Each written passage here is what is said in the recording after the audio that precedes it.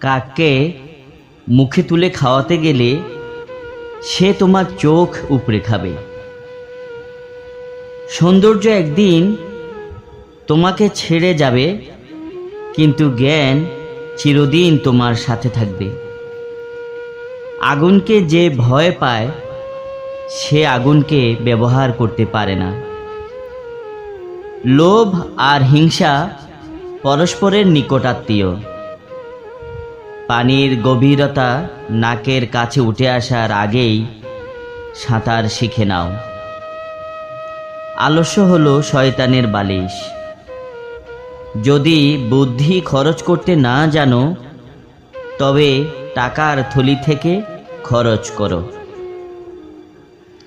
নেকড়ের পালের সাথে বসবাস করো, তুমি বিড়াল হলেও একদিন গর্জন করতে শিখবে। বুদ্ধিমানেরা নিজেদের মধ্যে ঝগড়া করে না। অন্যদের তামাশা সহ্য করে ভদ্রতা দেখালে তা একসময় চরম রাগে পরিণত হয়।